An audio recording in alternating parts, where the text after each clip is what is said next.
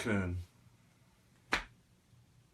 I am the creator and founder of CarltonCoonSenior.com, the author of top-selling book, You Wouldn't Want an Ostrich for Your Mama. I am the privileged pastor of Calvary, a United Pentecostal church in Springfield, Missouri, and I've spent some time in executive leadership as the director of North American Missions for the United Pentecostal Church.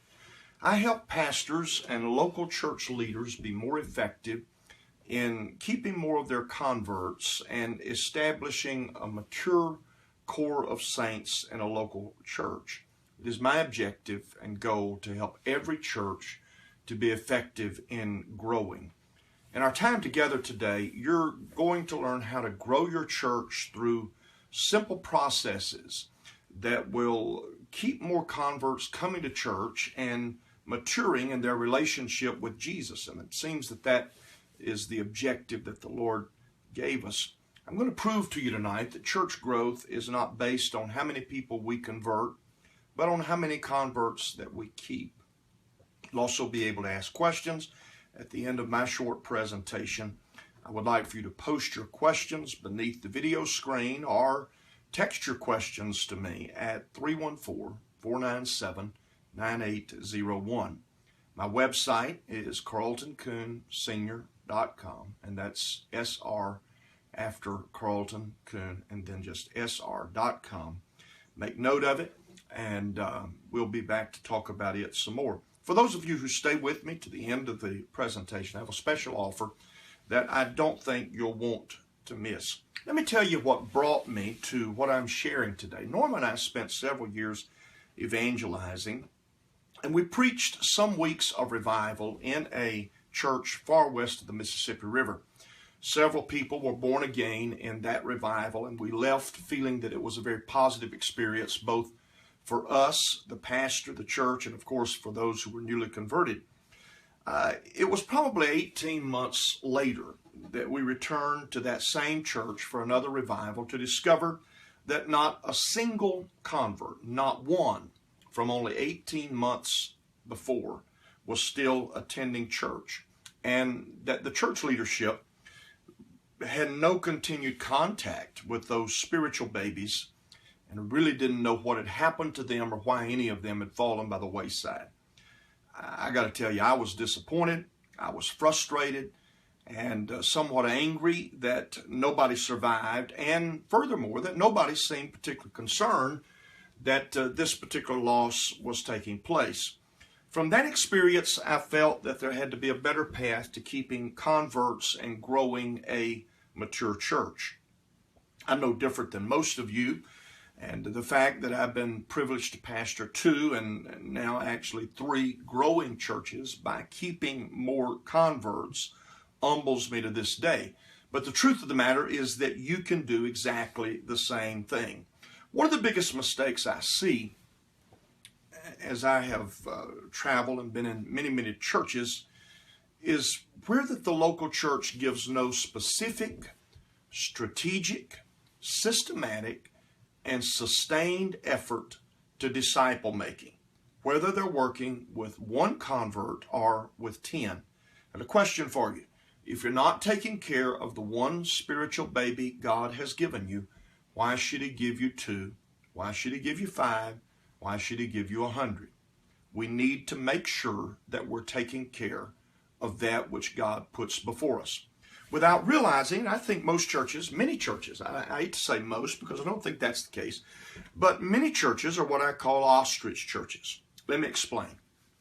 The ostrich is a strikingly unique bird. It can stand 9 feet tall, and it can weigh as much as 300 pounds.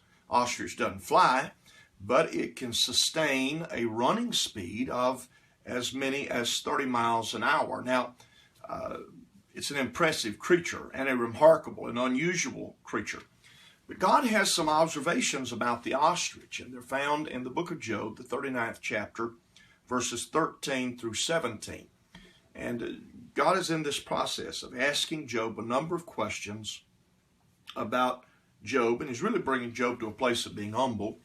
But here's what He asked him. He says, Job, did you give the goodly wings to the peacocks, or wings and feathers to the ostrich? Now, I want you to notice what the Lord describes of the behavior of an ostrich, which leaveth her eggs in the earth. An ostrich just moves along, lays her eggs, creates no nest for them, gives no place of care for them. Instead, she just warms them in the dust. In essence, if a young ostrich is going to make it, she better not count on mama to be much help. So my question is, what distinct and specific nest environment does your church provide for those who are newly saved? If you don't provide anything different, then you're an ostrich church. The ostrich forgets that the foot may crush them or that the wild beast may break them. She forgets that her young are threatened, but she has an ah-well attitude. She is hardened against her young ones, the Lord said, as though they were not hers. She really doesn't have much compassionate care for her young, and she treats those new babies as though they were not hers. Her labor is in vain without fear. There is labor in birth and in laying those eggs, but she is without care for that which she produces. And now here's the punchline for what the Lord had to say if we're an ostrich church. Because God hath deprived her of wisdom, neither has he imparted to her understanding. So an ostrich church is lacking in wisdom and does not have an impartation of understanding. Recap, an ostrich church, no nest or safe place for the spiritually young to be fed or protected. A normal church environment is all the babies get. Third, it seems that leaders are oblivious to the risk that each new convert faces. Fourth, there can actually be a hardening toward the young, the spiritual young, who are coming into the church, treating them in some instances as though they were a bit of an annoyance or a problem. And most interesting, that church labors and invests to see people saved, but invests no labor in growing newly saved people to spiritual maturity. Again, one of the biggest mistakes I see is having no specific, strategic, systematic, and sustained effort in disciple making, being an ostrich church. No church, listen, no church has to be such. No church has to be an ostrich church. So here are some simple steps you can put to work right now to stop being an ostrich church. Step number one is there needs to be an honest self-assessment. Is my church like an ostrich in the way that we care for the spiritual babies that come into our congregation? I have to start with honesty. Step two, in my instance, and I think it works for all of us, was for me to sit down with a small group of committed people to ask two questions. Okay, I'm a new convert. What are my specific needs? And number two, what are the areas of great risk that I am going to deal with? So what are the new converts' needs? And secondly, what are the areas of great risk? We treated it as a research project. The third step was then from that research to develop a specific, sustained strategy that focused on responding to each of those needs and risks that a new convert would face. And of course, the fourth step then is the one that will take the most time, and that is to implement the sustained strategy and to constantly be working to improve it. To keep more converts, we have to be intentional about what we're doing. Now, let me pose a scenario for you. The average church in North America has somewhere around 75 to 80 people in it, and that's the attendance on an average Sunday. Let's say that you're in just such a church. Would you have accomplished more for Christ's kingdom if you had 150 people saved this year and 5 of them were serving the Lord a year from now?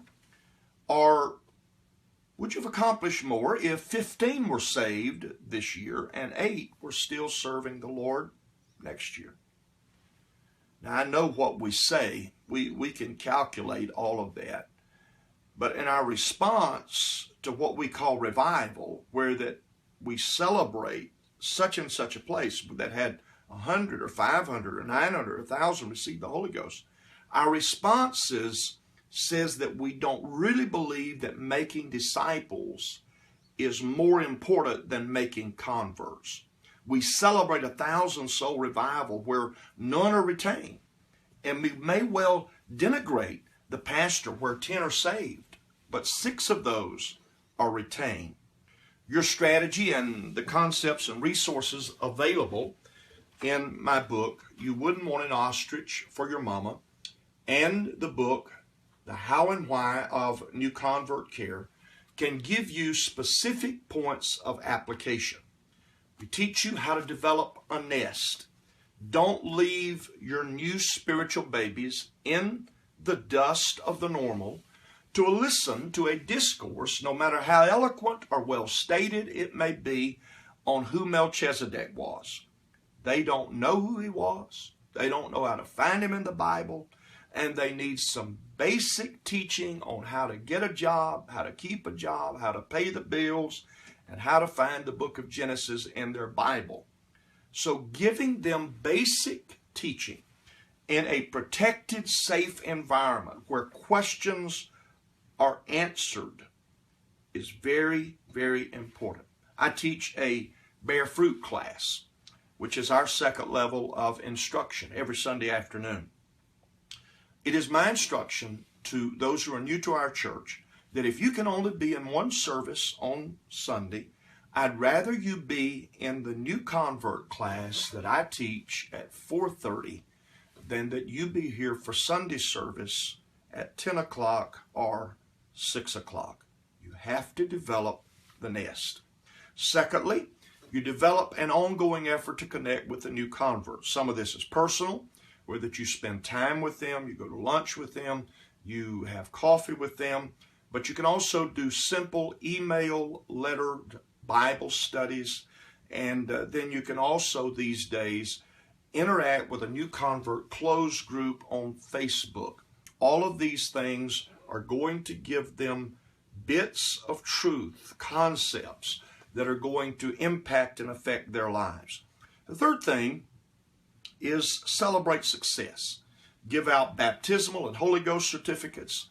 Whenever you have a graduation from your discipleship classes, give out graduation certificates. Do it high profile. Have your people queued up to clap and applaud and throw things in the air. Make everything about new converts a big deal. And then fourth, you have to figure a way to get them involved. Newcomers want to participate in their church. Kenneth Haney said it 150 times in my hearing if he said it one time. He said, you use them or you lose them. And it's absolutely the truth. Okay. Ostrich Church. I don't want to be an Ostrich Church. Don't want to be that any longer. I've been that long enough. So if you're stirred by my challenge and don't want anything remotely like an Ostrich Church, a couple things I need from you. One is when I get done here and you're through listening to me and watching me, click that little like button on this video and then share the video on your favorite social media platform. Also, I do have a special offer for you. By the way, if you'll send your questions, we'll do our best to answer them. And if we cannot get to them during the time that I've allotted for this, we'll be glad to send an email response to you. Okay, special offer. This is the deal of the decade.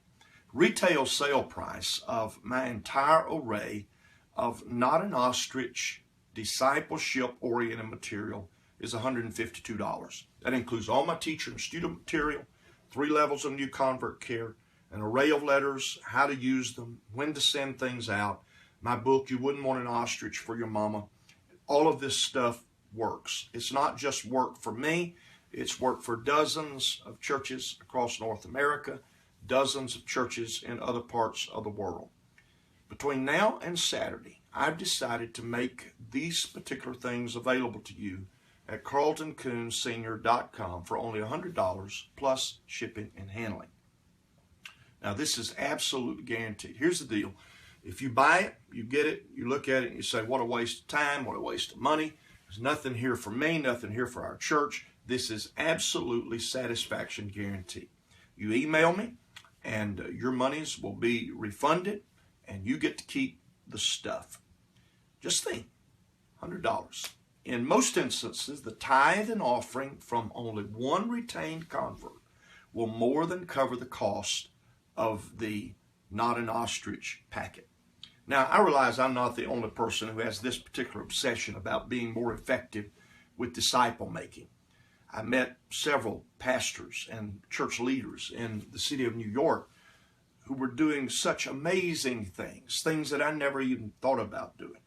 So I'm asking on my Facebook page that you would give me your comments about what's working for you.